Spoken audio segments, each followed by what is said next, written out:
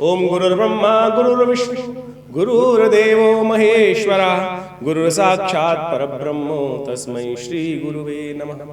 अखंडमंडलाकारं व्याप्तं येन चराचरं तत्पदं दर्शितं येन तस्मै श्री गुरुवे नमः। नमस्कार, स्वागत है आपका आचार्य वाणी में। मैं आचार्य डॉक्टर विक्रमादित्य आपके साथ हूँ और आज का विषय हमारा है धनु राशि वालों के लिए संवत 2081। संवत 2081 जो भारतीय नव संवत महाराज विक्रमादित्य के संवत के 2081वां वर्ष आरंभ हो रहा है, जिसका नाम कालयुक्त है, वो कैसा रहने वाला है। भारतीय कालगणना, भारतीय ज्योतिष पूरी तरह से संवत पर ही आधारित है।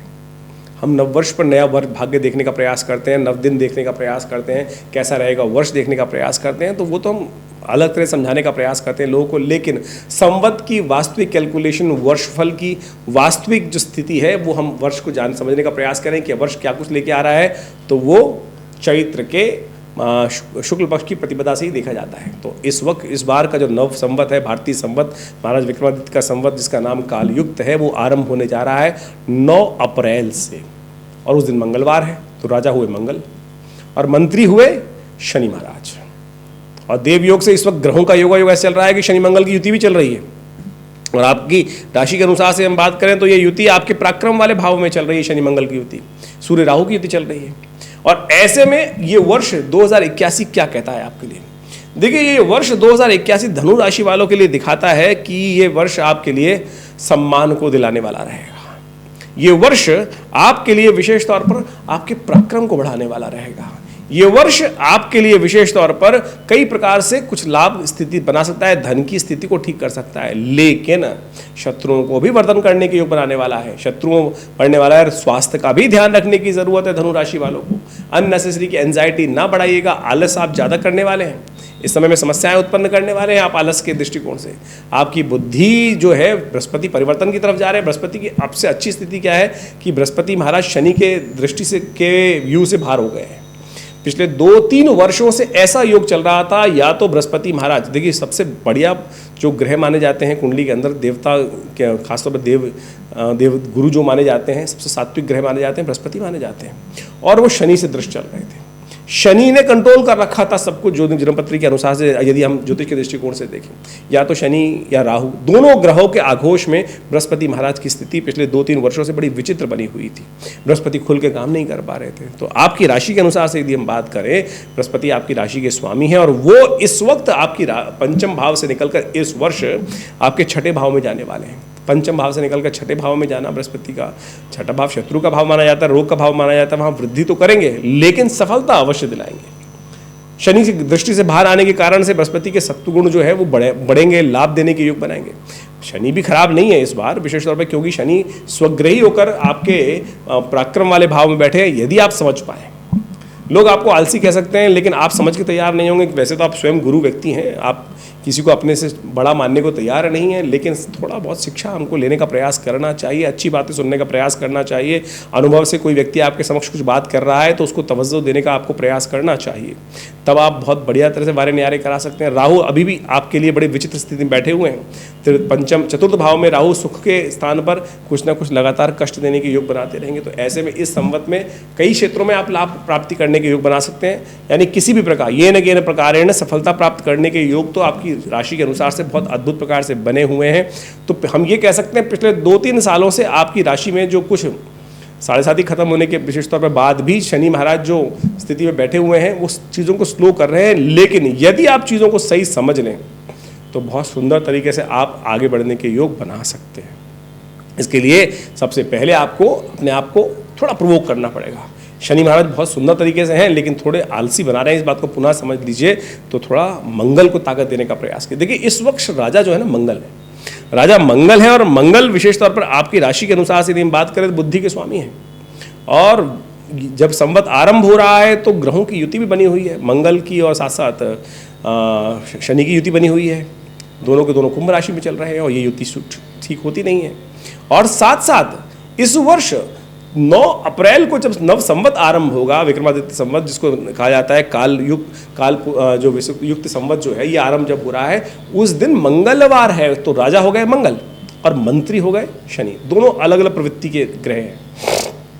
खासतौर पे समझें कि ये जो मंगल जो ग्रह हैं वो क्रूर ग्रह माने जाते हैं और शनि महाराज जो हैं वो पाप ग्रह माने जाते हैं, और दोनों विरोधाभासी ग्रह हैं, एक इधर चलता है एक इधर चलता है, और दोनों की युति जो है वो कष्ट के योग बनाती है। तो ऐसे में इस बात का ध्यान रखना पड़ेगा कि जीवन में क्लैश ना उत्पन्न हो।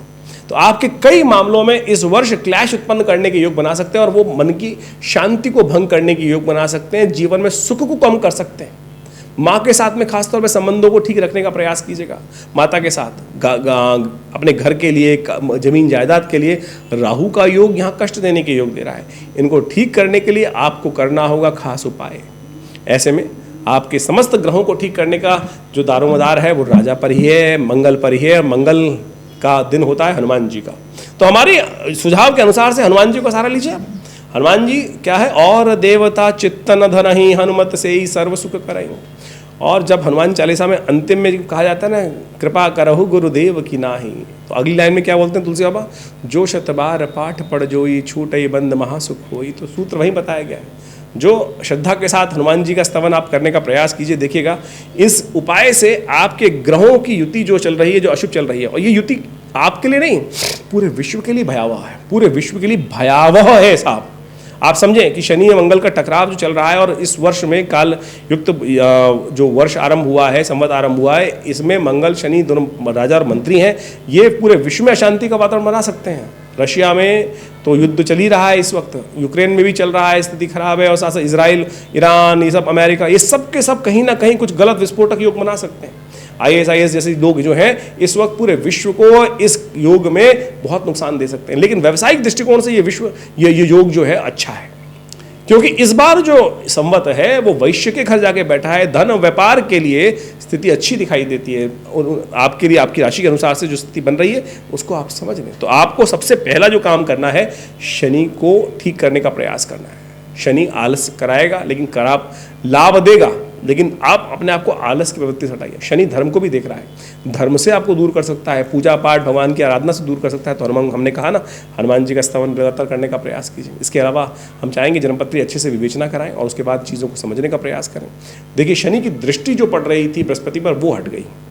जैसा हमने कहा, शनि की दृष्टि बड़ी क्रूर होती है, बड़ी ऐसा स्थिति उत्पन्न करती है कि जो सब चीज़ों को बिगाड़ देती है। गणेश जी पर पड़ी थी, गणेश जी की दृष्टि, गणेश जी की सूंड चली, जो सिर था वो हट गया, और हाथी का सूंड लगाना पड़ा, हाथी का सिर उनके ऊपर लगाना पड़ा, केवल शनि के दोष के कारण से था। तो आप भी शनि की दृष्टि से, बृहस्पति महाराज शनि की दृष्टि से इस वक्त बाहर आ गए हैं, ये आपके लिए सबसे अच्छी बात है। और वो सफलता देने के, धन देने के योग बना रहे हैं, लेकिन खर्चा बढ़ाने के योग साथ साथ दे रहे हैं। तो आलस्य मत कीजिएगा, आलस्य करने के कारण से चीज़ें डिले होंगी और फिर जुर्माने के योग बनेंगे। तो ये वर्ष का निष्कर्ष हम ओवरऑल तरीके से देख सकते हैं। फिर भी हम हर महीने में कई बार आपके समक्ष आते हैं और ग्रह गणना जो परिवर्तित छोटी छोटी होती है उन सब के बारे में अवगत कराने का प्रयास करते हैं। तो ये ओवरऑल स्केच हमने आपको बता के देने का प्रयास किया है। इस समय संवत 2081 है वो आपके लिए कैसा रहेगा, तो उसको आप समझें और उसके अनुसार से चीज़ों को समझते हुए कार्य करने का प्रयास करें, अपनी प्लानिंग करने का प्रयास करें, तो बहुत अच्छा रहेगा आपके लिए। हमारे यहाँ नित्य प्रति बहुत सारे कार्यक्रम, यज्ञ का हर रोज़ 8 घंटे यज्ञ चलता है आश्रम पर। विवेकानंद योग आश्रम दिल्ली में स्थित है, जमुना पार में।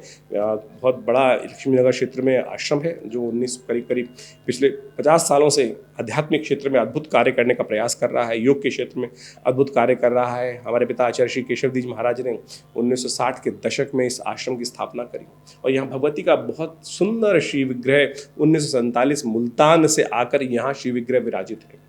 आप भी आ सकते हैं उनका दर्शन करने के लिए। 500 साल पुराना भगवती का चमत्कारी शिव विग्रह है, और वहाँ उनके सानिध्य में नित्य प्रति आश्रम पे आज भी 8 घंटे यज्ञ होता है। रविवार को सामूहिक तौर पे सब लोग सादर आमंत्रित रहते हैं, और उस यज्ञ में बड़े बहुत सारे समय समय पर कार्यक्रम भी चलते रहते हैं आश्रम पे। और हर मंगलवार को सुंदरकांड का सुंदर पाठ किया जाता है। आप भी सम्मिलित तौर पर उन सब कार्यक्रमों में भाग ले सकते हैं।